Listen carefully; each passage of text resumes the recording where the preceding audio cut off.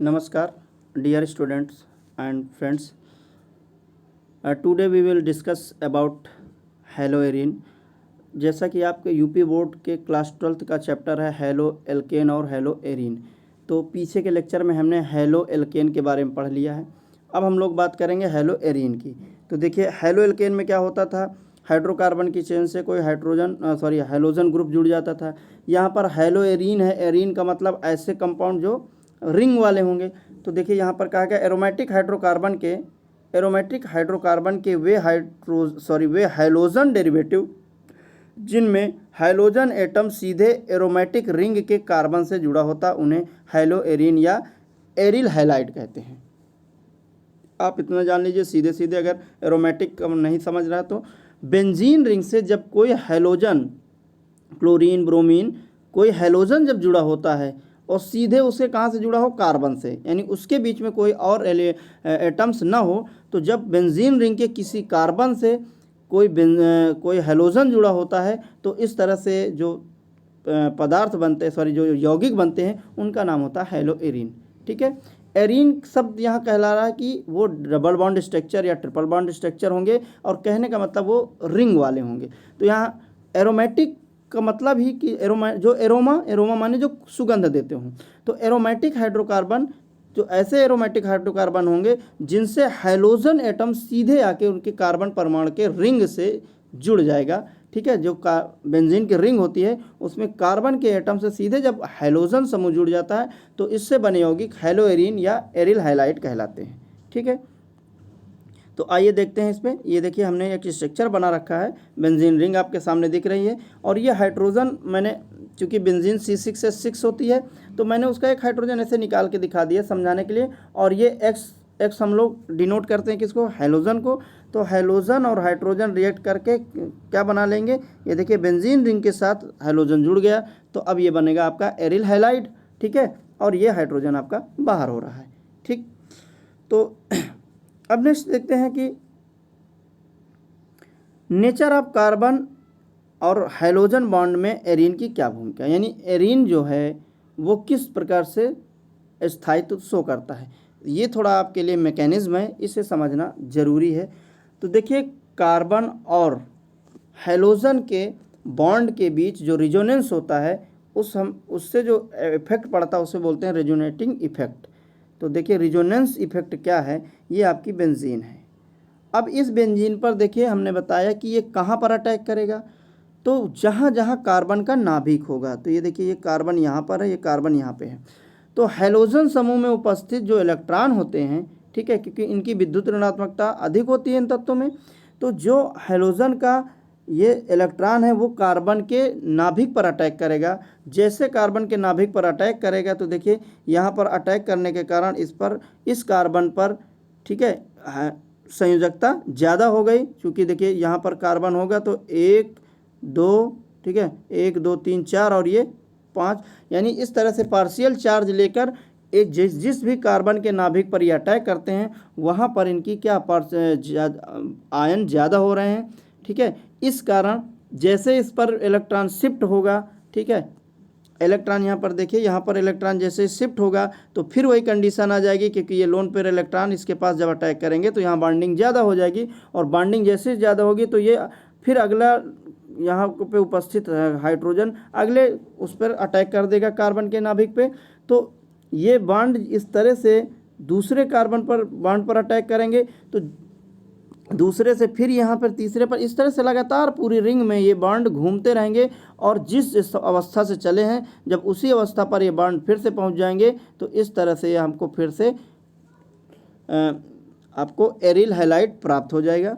ठीक, अब देखिए इसको मैं ओरल ऐसे बिना चित्र के ध्यान से देखिएगा कि जब हम लोग बेंजीन रिंग पर अटैक कराते हैं तो उस पर उपस्थित जो इलेक्ट्रॉन्स हैं वो ऐसी जगह अटैक करते हैं जहां कार्बन का नाभिक हो। और चूंकि कार्बन के नाभिक को ही क्यों पकड़ते हैं, क्योंकि जब बेंजीन रिंग की बात की जा रही तो ये अनसैचुरेटेड है, यानी असंतृप्त है, डबल बॉन्ड वाला है। चूंकि आप जानते हो कि सिग्मा बॉन्ड की तुलना में पाई बॉन्ड कमज़ोर होते हैं, इसलिए वहाँ पर जो हेलोजन के ग्रुप के हेलोजन एटम्स के जो इलेक्ट्रॉन होते हैं वो कार्बन के नाभिक को पकड़ते हैं और नाभिक से उसके पाई बॉन्ड को तोड़ना शुरू करते हैं। तो तो ज्यों ज्यों रिंग के अंदर घूमते हैं त्यों त्यों बॉन्ड टूटते रहते हैं। तो यहाँ पर देखिए ध्यान से, ये देखिए यहाँ पर जैसे इलेक्ट्रॉन आए, ये डबल बॉन्ड है, यहाँ पे डबल बॉन्ड क्या है, अनसैचुरेटेड है, तो ये तुरंत बॉन्ड को शिफ्ट करेगा। जैसे ये शिफ्ट करेगा तो इस जगह से बॉन्ड टूटेगा, तो एक इलेक्ट्रॉन इधर और एक इलेक्ट्रॉन इधर, ऐसे ये बॉन्ड है, ये टूटेगा तो एक इलेक्ट्रॉन इधर एक इलेक्ट्रॉन इधर, और चूंकि एक इलेक्ट्रॉन इधर से पहले चला था तो इनके इलेक्ट्रॉन बन जाएंगे पेयर में। जैसे ही पेयर बनेंगे तो देखिए ये पेयर इलेक्ट्रॉन क्या करेंगे, फिर से अटैक करेंगे, और अटैक करेंगे तो यहाँ पर बैलेंसी ज़्यादा होने लगेगी। जैसे यहाँ बैलेंसी ज़्यादा होगी तो ये दूसरे कार्बन पर अटैक करेंगे, दूसरे कार्बन पर फिर बैलेंसी ज़्यादा होगी, चूँकि अनसैचुरेटेड है ना, तो जब तक ये सैचुरेशन में नहीं पहुँचेगा अटैक होता रहेगा। फिर यहाँ से जैसे अनसैचुरेटेड होगा यहाँ पर, तो ये फिर अगले कार्बन पर अटैक कर देगा। तो देखिए इसी कार्बन के अटैक से शुरू हुआ था और इसी कार्बन के अटैक पर ख़त्म हो रहा है। तो यहाँ पर इस पर अटैक किया, फिर ये यहाँ पर अटैक किया, और ये अपना जाके जो बॉन्ड है वहीं पर शिफ्ट कर दिया अपने इलेक्ट्रॉन को हैलोजन के साथ। इस तरह से स्थायी कंपाउंड बन गया। तो हमें ध्यान रखना ये है कि ये जो बेंजीन रिंग है, इस रिंग के अंदर पाए जाने वाले पाई इलेक्ट्रॉन लगातार रोटेट करते रहते हैं, घूमते रहते हैं, और जो इलेक्ट्रॉन इस तरह से घूमते हैं उन्हीं को हम लोग बोलते हैं डीलोकलाइजेशन ऑफ पाई इलेक्ट्रॉन, पाई इलेक्ट्रॉनों का घूर्णन। ठीक, तो बेंजीन रिंग में जब हम लोग रिंग बनाते हैं तो हम लोग कैसे रिंग बनाते हैं, हम लोग एक रिंग बनाते हैं और उसमें गोला लगा देते हैं। इसका मतलब ये है कि जो पाई इलेक्ट्रॉन अभी घूम रहे हैं कोई फिक्स स्टेज में नहीं है, इसलिए इस पर जो रिजोनेंस होता है कैकुले और दीवार द्वारा, तो इसी तरह के स्ट्रक्चर देकर तब बेंजीन रिंग का हम लोग स्ट्रक्चर प्राप्त करते हैं। तो बेंजीन रिंग के अंदर पाए जाने वाले पाई इलेक्ट्रॉनों का डिलोकलाइजेशन होता है हैलोजन ग्रुप के कारण, इसलिए ये रिजोनेंस प्रदर्शित करते हैं। ठीक है, अब इसको आप ध्यान से देख लीजिएगा।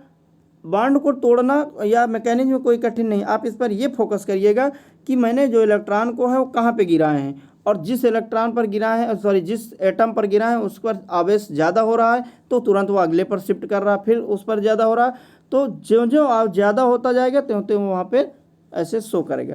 तो देखिए यहाँ पर जैसे इलेक्ट्रॉन शिफ्ट हुए हैं, यहाँ पर इलेक्ट्रॉन शिफ्ट हुए, यहाँ डबल बॉन्ड आ गया। अब यहाँ पर कार्बन की बैलेंसी ज़्यादा हो गई तो इसने कहा भैया तुम हटो, इसने फिर इसको हटा दिया। तो अब यहाँ पर ज़्यादा हो गए, तो इस तरह से अनसैचुरेशन से लेकर सैचुरेटेड तक ये रिजोनेंस दिखाते रहते हैं। ठीक, अब है hybridisation state of carbon atom. देखिए कार्बन एटम की हाइब्रिडाइजेशन स्टेट, तो sp2 क्यों होगा, जैसा कि आप जानते हो कि double bond carbon double bond पर ये कार्बन भी sp2 होगा और ये भी sp2 होगा।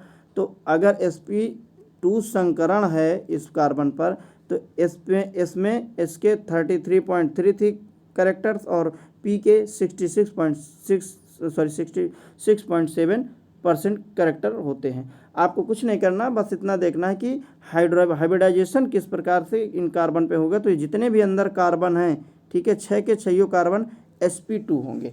ठीक, क्योंकि सबके पास डबल बॉन्ड पाया जा रहा है। ठीक है, अब हम लोग नेक्स्ट बात करेंगे, ठीक है, क्लोरोबेंजीन की। तो इसमें जो इम्पॉर्टेंट है क्लोरोबेंजीन। देखिए अब आपको ये कंपाउंड पढ़ना है, क्योंकि ये हैलोएरीन का पार्ट है। तो सबसे पहले हम लोग पढ़ेंगे प्रयोगशाला विधि, और प्रयोगशाला विधि का दूसरा नाम है हम लोग इसमें सैंडमायर अपक्रिया। इस नाम से सब टिप्पणियाँ पूछी जाती हैं, सैंडमायर अपक्रिया किससे कहते हैं। तो देखिए प्रयोगशाला में क्लोरोबेंजीन प्राप्त करने के लिए बेंजीन डाइजोनियम क्लोराइड को कंसनट्रेट HCl के साथ क्यूप्रस क्लोराइड की उपस्थिति में लगभग 60 डिग्री सेंटीग्रेड पर गर्म करके प्राप्त करते हैं। देखिए बेंजीन डाइजोनियम क्लोराइड पर यह ध्यान देना हमें, बेंजीन डाइजोनियम क्लोराइड का मतलब डाई माने दो, एजो यानी साल्ट, जो 2 साल्ट वाला हो, डाइयूजिम, इस तरह से ये बनता है बेंजीन। अब यहाँ से रिंग लगा देंगे बेंजीन की। ठीक है, तो बेंजीन डाइजोनियम क्लोराइड। तो यहाँ पर प्रयोगशाला में क्लोरोबेंजीन प्राप्त करने के लिए क्या किया जाता है, बेंजीन डाइजोनियम क्लोराइड को कंसनट्रेट HCl और क्यूप्रस क्लोराइड की उपस्थिति में 60 डिग्री सेंटीग्रेड कर गर्म करके प्राप्त करते हैं। ये रिएक्शन है आपका। देखिए ये देखिए बेंजीन, ये है, मैंने बताया था ना नाइट्रोजन, ये यहाँ पे लगे हैं। ठीक है, इसी का नाम है बेंजीन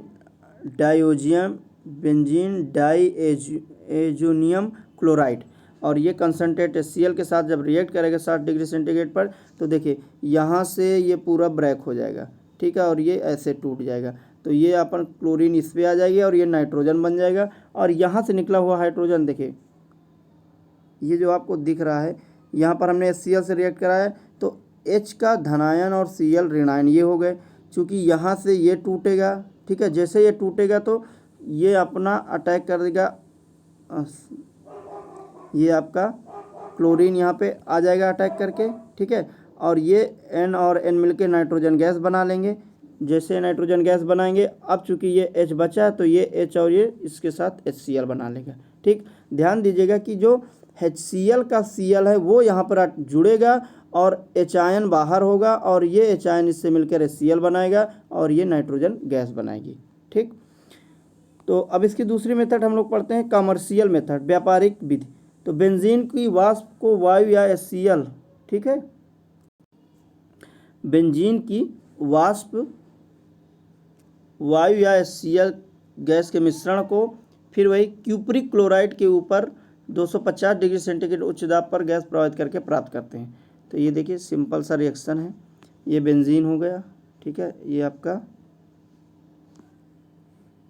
आपका बेंजीन है। C6H6 बेंजीन के 2 मोल ले लेंगे, HCl के 2 मोल ले लेंगे, ठीक है, ऑक्सीजन की उपस्थिति में, ठीक है, 250 डिग्री सेंटीग्रेड पर गर्म करेंगे तो क्लोरोबेंजीन प्राप्त हो जाएगा और वाटर बाहर निकल जाएगा, ठीक। तो जैसा कि आपको, ठीक है, देखिए 5 दूनी 10 और 14 और ये 6 दूनी 12 तो 14 बैलेंस है, ठीक है। तो इस तरह से हमें बेंजीन पर हम लोग किसका रिएक्शन कराएंगे, HCl का और ऑक्सीजन के साथ। इसके भौतिक गुण क्या है, देखिए रंगहीन सुगंधित भारी द्रव है, ठीक है, और इसका बॉइलिंग पॉइंट 132 डिग्री सेंटीग्रेड। ये ज़्यादा नहीं पूछा जाता, आपको भौतिक गुण से नहीं मतलब है। आइए मेन जगह चलते हैं, नाइट्रेशन। रासायनिक गुण देखिए, रासायनिक गुण में नाइट्रेशन, ये आपका क्लोरोबेंजीन है। देखिए मैंने नाम नहीं लिखा, आप थोड़ी सी मेहनत करके यहाँ पे नाम लिखिए। क्लोरोबेंजीन की HNO3 से आप क्रिया कराएंगे तो देखिए Cl जहाँ पे है नाइट्रोजन अटैक, नाइट्रो समूह अटैक कर देगा कार्बन के रिंग पर, तो ये देखिए अटैक करके यहाँ पर जुड़ गया। तो इसके 2 कंडीशन बन सकती हैं, या तो ये इससे रिएक्ट करेगा तो आर्थोक्लोरो नाइट्रोबेंजीन बनाएगा, या ये पैरा क्लोरो नाइट्रोबेंजीन बनाएगा। लेकिन ज़्यादातर ये आर्थो वाले पे स्थायी नहीं होता, पैरा वाले पे ज़्यादा स्थायी होता है, इसलिए ये इसका मुख्य पदार्थ होता है। तो पैरा क्लोरो नाइट्रोबेंजीन इसका मुख्य पदार्थ है और ये को प्रोडक्ट है, सह उत्पाद है। तो नाइट्रेशन आप करा लेंगे, नाइट्रेशन मतलब नाइट्रीकरण होता है, ठीक। क्लोरोबेंजीन पर HNO3 क्रिया करा देंगे तो आपको आर्थो क्लोरो नाइट्रोबेंजीन प्राप्त हो जाएगा। तो आर्थो और पैरा में कंपेरिजन हम लोग करेंगे। देखिए ये ऐसा नहीं कि ये 2 बन गए, यहाँ पे या तो ये बनेगा और या तो ये बनेगा, तो कंडीशन दोनों को होती है, इसलिए रिएक्शन दोनों लिखा जाता है। और मेन बनता यही आपका है पैरा क्लोरो नाइट्रो, ठीक है, पैरा क्लोरो नाइट्रोबेंजीन। अब ये कारण होता क्यों है, क्योंकि हाइड्रोजन एटम्स आर्थो पैरा दैसिक होता है, दैसिक मतलब डायरेक्टिव, ये इसके डायरेक्टिव होता है इसलिए। किंतु निष्क्रिय समूह है और 50 डिग्री सेंटीग्रेड पर कंसंट्रेट HNO3 और H2SO4 के मिश्रण देता है, ये निष्क्रिय समूह होता है, ठीक है। खैर ज़्यादा इसका मतलब नहीं है। अब देखते हैं सल्फोनेशन। सल्फोनेशन में फिर देखिएगा वही चीज़, यहीं से रिंग टूटेगी एक, ठीक है। तो यहाँ पर सल्फोनेशन का मतलब H2SO4, तो हम इसको ये लिख सकते हैं HHSO3, ठीक है, और ये O इस तरह से लिख सकते हैं ना। अब देखिए चूँकि हमने ऐसे लिखा है तो यहाँ पर हमें H2SO4 को हमने ऐसे लिखा है। अब यहाँ से जब रिंग टूटेगी तो रिंग से जुड़ा हाइड्रोजन है, हाइड्रोजन निकलेगा। मैं एक बार कोशिश और करता हूँ, देखिए यहाँ से मान लो हाइड्रोजन ऐसे निकाल दिए और यहाँ पर हमारा HOHSO3, देखिए ये वही लिखा है, H2SO4 ही लिखा है, और इस तरह से ये दोनों अलग हो जाएंगे तो यहाँ पर से जुड़ जाता है SO3H, तो इसका नाम हो जाता है ortho chlorobenzene sulphonic acid. SO3H की वजह से इसका नाम जुड़ गया सल्फोनिक एसिड। इस तरह से ये आपका पैरा क्लोरो सल्फोनिक एसिड। फिर वही बात, इसमें ये को प्रोडक्ट होगा और ये मेन प्रोडक्ट होगा, ठीक है, ये मेन प्रोडक्ट है। तो ये इस तरह से रिएक्शन ध्यान रखिएगा। सल्फोनेशन में देखो हाइलोजिनेशन मतलब हाइलोजन का जुड़ना, तो यहाँ पर देखिए क्लोरोबेंजीन पर क्लोरीन क्रिया करा दी जाती है तो FeCl3 की उपस्थिति में, तो या आर्थो डाइक्लोरोबेंजीन बनेगा या पैरा डाइक्लोरोबेंजीन। अब इसमें मुख्य प्रोडक्ट नहीं है, दोनों में से कोई बन सकता है, ठीक है, या तो आर्थो बनेगा या पैरा, लेकिन ज़्यादातर संभावना पैरा की स्टेबिलिटी में होती है, क्योंकि यहाँ पर जो बांडों का शिफ्ट होता है, जैसे मान लो यहाँ पे इस तरह से आगे जाके रिंग में ये बांड फिर टूटे, ये इसको, तो इस तरह से यहाँ पर फिर यहाँ पर शिफ्ट होंगे, तो ये जब अलग अलग रिंग के अंदर घूमते हैं तो ये पैरा पोजीशन पर ज़्यादा देर स्थायी हो जाते हैं, इसलिए पैरा डाइक्लोरोबेंजीन ज़्यादा स्थायित्व है। अब आपका आता है डाव प्रक्रम। अब ये है या इसे बोलते हैं हम क्षार के साथ अपक्रिया। देखिए, जब क्लोरोबेंजीन को उच्च दाब 200 एटीएम तथा उच्च ताप 300 डिग्री सेंटीग्रेड पर जलीय NOH के साथ अपक्रिया कराते हैं तो फिनाल बनता है। ये ध्यान रखिएगा कि अगर ये पूछा जाए कि डाव प्रक्रम, ठीक है, या रसिंग प्रोसेस से फिनाल बनाना, तो यहाँ पर फिनाल में भी आपने पढ़ा और यहाँ पर भी है। तो डाव प्रक्रम में क्लोरोबेंजीन की उच्च ताप पर, ठीक है, उच्च दाब पर यानी 200 एटीएम और उच्च ताप पर 300 डिग्री सेंटीग्रेड पर NOH के साथ क्रिया कराते हैं तो फिनाल बन जाता है। तो यहाँ पर देखिए फिनाल बना हुआ है C6H5Cl और NaOH। तो यहाँ देखिए N और NaCl बाहर निकाल देंगे तो ये बचेगा C6H5 और ये आपका फिनाल है, ठीक। नेक्स्ट देखते हैं रिएक्शन विथ अमोनिया। अमोनिया के साथ क्या क्रिया करेगी, देखिए C6H5Cl और NH3। अब हमने कहा था हम NH3 को ऐसे लिखते हैं NHH, ठीक है, तो देखिए इसका Cl और इसका H बाहर निकल जाएंगे और ये NH2 बन जाएगा, तो ये बनेगा C6H5NH2 और ये HCl। तो ये क्या प्राप्त हो गया, एनिलीन। इसका नाम क्या है, एनिलीन। C6H5NH2 एनिलीन है, C6H5Cl क्लोरोबेंजीन है, NH3 आपके यहाँ पर अमोनिया है और HCl आपका हाइड्रोक्लोरिक अम्ल है।